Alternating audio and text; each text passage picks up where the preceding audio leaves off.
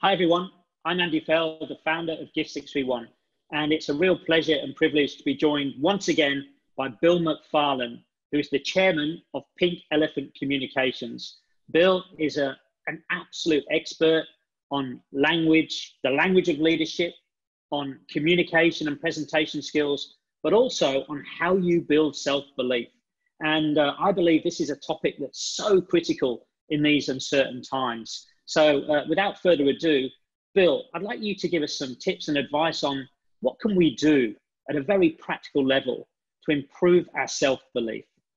Well, my first piece of advice, Andy, is be born with the best mother and father ever.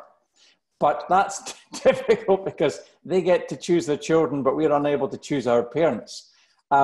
Most people, and you've spoken about it in the past with your granddad, have a big influence in their life, a positive or a negative influence. Of course, the thing is, it's a mixed bag, and many people will grow up with a combination of positive and negative, and the negative can also outshadow the positive. My parents were very sensible, reasonable, loving people. In these days, they didn't talk about love growing up in Scotland, but they demonstrated it. And so I felt very secure. But my big first setback was when I was 8, and I went from a local primary school to a fee-paying primary school. And I'd always been in the top 4 in the class locally. And the very first words I can remember from my teacher, new teacher, were, "You will be a failure like your brother." Now, maybe that was his sarcastic sense of humor, but it had a big impact on me. And suddenly I started to think about being a failure. And because of the draconian type of schooling that it was, you were punished every time you forgot a jotter, every time you forgot the name of a range of hills in Scotland, punished for getting things wrong all the time. And over the next 3 years, I went from being a reasonable pupil to being always outside the top 28 in the class. And I got into a mindset where I had to prove that I would, quote, not be a failure. So, you go from this very reasonable mindset to, at the age of 8 to 11, building a failing mindset. Now, it took people over the years to believe in me, for me start to build my own self-belief. The maths teacher who told me when I was 16, "I know you're struggling with your maths, Bill, but if you work on it and I work with you, I believe you will pass." And I did. And so my first lesson there is belief comes from other people believing in us, first of all. It's great if it's our parents, but many of us have small setbacks like mine or major setbacks in their life, which they have to overcome. And one of the ways I dealt with that adversity was I became an avid reader.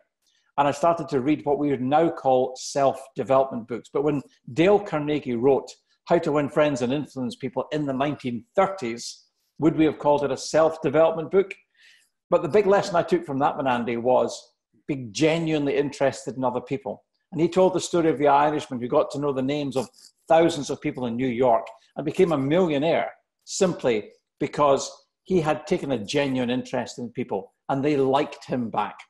So I learned to do that from that. Even recently, when I joined a golf club in Portugal, I just wrote down a paragraph on every new member that I met or every person I went out biking with in Portugal. And at the end of 6 months, I knew lots and lots of people, and I could recite back to them that they had 2 children, or one was an accountant, one was a dentist, or that their wife played golf, or that they used to live in Australia, or whatever. And through that, I realized that I have been using all the lessons I learned from the self-development down the years. Now, what is self-belief? It's the correct balance between ability and self-worth. And we tend to build our ability through the job we're in down the years. Mine was journalism, broadcasting, then training. But are we building the self-worth? And that's the interesting bit for me, because if that self-worth has been damaged by your early experiences, we have to be the parent who parents ourselves, to give ourselves that reassurance, to breathe belief back into us. And to do that, we have to be open-minded to change, open-minded to new learning, and we have to overcome the obstacle that stands between us and self-development, which is our ego. Bill, I'd love to really dive into ego, because one of my early leaders always said to me that ego is the enemy of achievement, and would always tell me to leave my ego at the door. So how do you become more self-aware so you can really then start to build that self-worth? I see the ego as the persona that you take on to overcome your deficiencies. It's the Halloween mask, it's the false face, it's the bravado that we put on. And that bravado is hiding an insecurity. Now, I regard the ego as the world's greatest goalkeeper, and it's standing there protecting the goal. And when you read a new book and you're firing these new pieces of learning towards the goal, the open goal of your mind, the ego is pulling off acrobatic leaps in all directions to keep them out. Why would it want new thinking to get past it? Because if you get new thinking into your head, it's going to endanger that goalie's position. So what can happen is the ego stands there determined to keep all the new thinking out. Because anytime, for example, somebody pays you a compliment, you'll hear some people say, oh, stop it, don't embarrass me. And of course, that's what I used to do in the early days. I used to bat away the compliments. It was like the goalie parrying away all these shots. Because if I accepted the compliments, then perhaps I was less of a bad person, less of a failure than I thought I was in the first place. And I'm fascinated as I watch people knock away compliments. I do it in the golf course. I say, right, John, knock it up the middle. Oh, not me, Bill. I've been hooking and slicing all over the place. So go on, John, hold the putt. Oh, can't hold anything these days. And that's the ego rejecting the idea that you might do something well. And Bill, let's just take that a little bit further, if we may. So let's just say for a minute, I've managed to remove the goalkeeper completely, and I've got an open shot at goal, and I miss it. And my self-belief or my self-worth goes from here to here. How do you recommend that we bounce back, we lift ourselves back up? Well, you used to be in banking, Andy. So as a bank manager, you'd say, right, Bill, it's very easy. You need to have more money in the bank than you withdraw. So let's think of that in terms of confidence. We need to have more confidence than we're drawing on. So when I learned to accept compliments and bank them, that was credit in the bank. Then when something goes wrong, I would go into my bank account and realize I had a reserve of confidence. I watch people, I've watched you, Andy, with people you work with in the bank. You were insistent on catching people doing things right rather than catching them doing things wrong. What you were doing was you were topping up their bank account. Now, once they accept that and bank it, they're in a position when they can give confidence to other people. I mean, I can give you a loan if I've got spare money, but if I'm short myself, how can I? I can give you a compliment if I've got spare confidence, but how can I ever build your confidence if I'm severely lacking, if I'm overdrawn? So I had similar experiences to things you've described to me, like when, for example, I lost some money on an internet venture. I went straight home back in 2000 and I wrote the 10 best things that had happened that year, including my elder daughter getting straight A's in all her leaving certificates from school.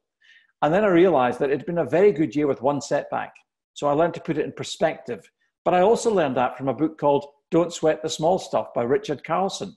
So the more you read about other people's experiences, and generally you can buy them for $10, you get a lifetime's experience. And all you have to do is read what they've said, absorb it, and enact it. And if you do all these things, that self-development, which can lead to affirmations, which leads to positive self-talk, that all tops up your bank account.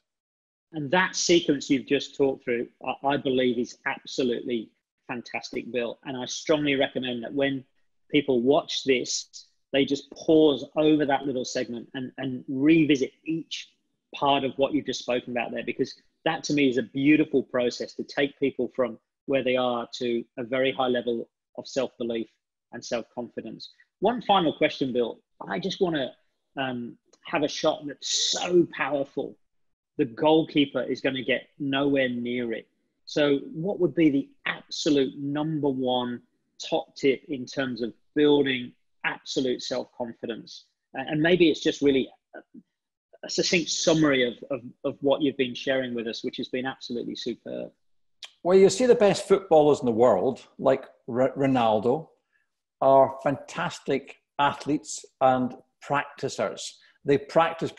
So when Ronaldo curls in the 30-yard free kick, was it luck or was it the fact that he does it 9 times out of 10 on the training pitch? And it's really practice. Now, the more you practice all the techniques we're talking about there, and the more you practice absorbing information, putting it into practice, reenacting it, then the more it becomes a habit. And as we know, good habits define you, but bad habits define you also. It's interesting watching people in this period. Some are drifting and unsure where to go. Others are surging. And the ones who are surging have been practicing good habits for a long time. I've lived now through, I believe, 3 major recessions before the coronavirus epidemic. I'm used to storms hitting my business.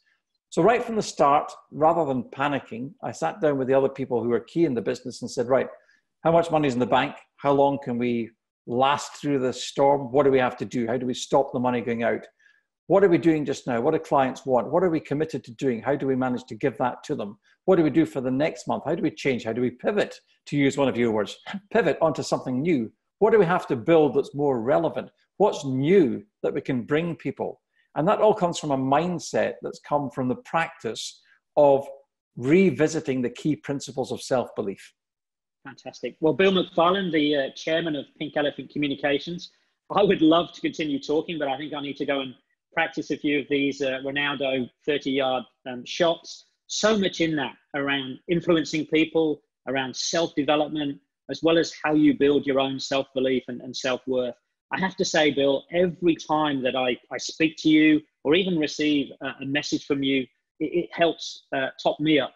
And you have this incredible impact on other people. So really, you live and breathe everything you've been sharing with us. So Bill McFarlan, once again, thank you so much. Likewise. Thank you very much, Andy.